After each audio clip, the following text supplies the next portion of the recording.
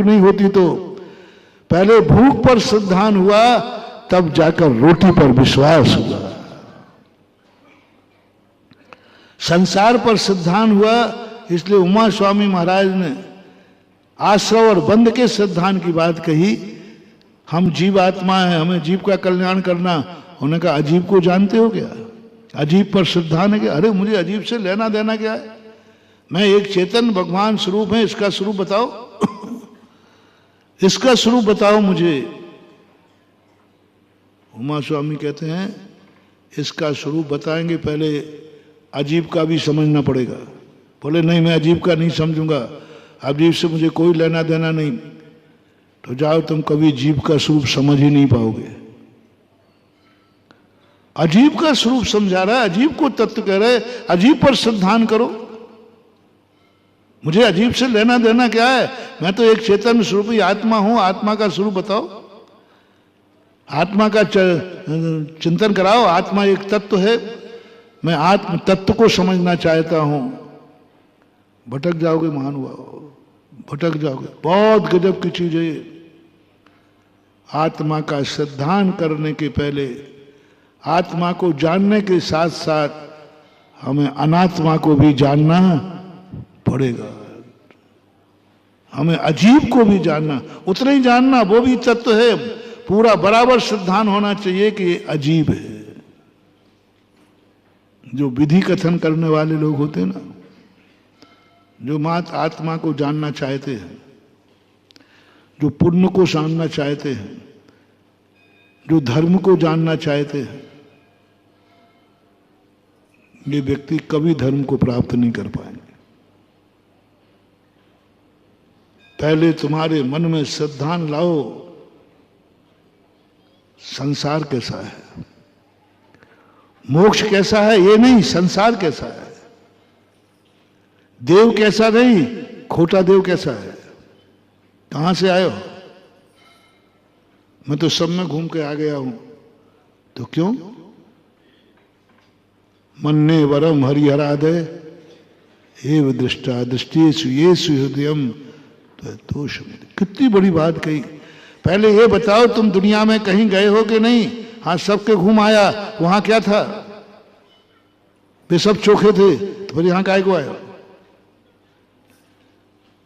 विश्वास करो, श्रद्धान करो कि आज तक मैं जिस जिस दरवाजे गया वे सब खोटे थे। राग सहित जग में रुलो मिलो शरागी देव। किस पर विश्वास हुआ? सराग पे। आकाश श्रद्धान करो कि संसार में मैं सबके पास गया, सब सरागी मिले, कुदेव मिले, तब सुदेव की भूख बढ़ेगी। कुदेवों पर श्रद्धान हुए बिना तुम कभी सुदेव को समझ नहीं पाओगे।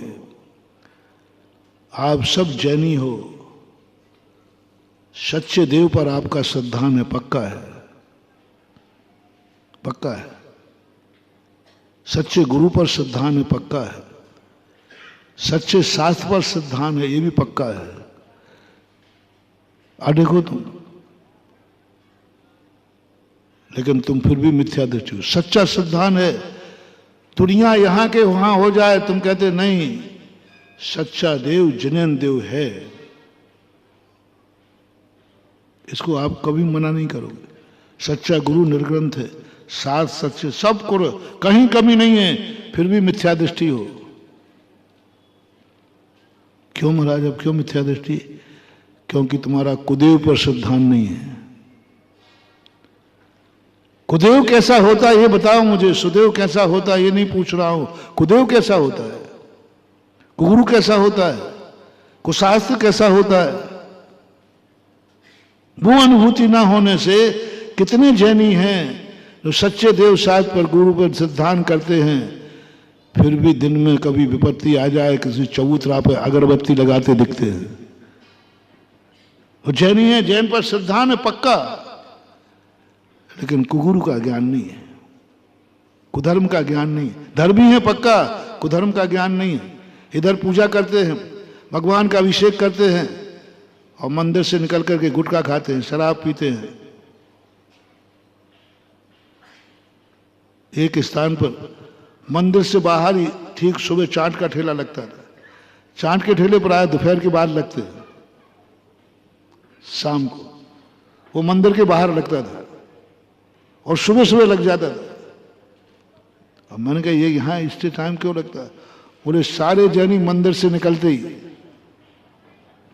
पूजा करने वाले वही पहले धोती दुपट्टा से उधर अभिषेक पूजन करेंगे, इधर जाते ही तुरंत सब वहां जाके बैठते हैं उसी धोती दुपट्टे में। अब क्या हुआ? क्यों नहीं छूट रहा है तुमसे पाप? क्यों नहीं छूट रही हैं कसाएं? क्योंकि तुम्हें क्षमा का ज्ञान तो है, क्रोध का ज्ञान नहीं है। क्षमा पर सिद्धांत है, क्रोध पर सिद्धांत नहीं। क्षमा का फल क्या है ये तुम्हें मालूम है, लेकिन क्रोध का फल क्या है ये तुम्हारे ज्ञान का विषय नहीं है। क्षमा का मानते हो? सच्चे देव शास्त्र गुरु को मानने का फल क्या है आप मान रहे हो, लेकिन खोटे देव शास्त्र गुरु को मानने का फल क्या है ये तुम्हारी श्रद्धा का विषय नहीं बन रहा है, नहीं बन रहा है। इसलिए हम नहीं समझ पा रहे हैं कि बात क्या है। हम इतना धर्म मान रहे हैं, इतना धर्म कर रहे हैं, लेकिन तुम्हें अधर्म का ज्ञान नहीं है। सब धर्म करते हो, सब करते हो, फिर भी अधर्म न जानने से तुम्हारी जिंदगी से अधर्म नहीं हट पा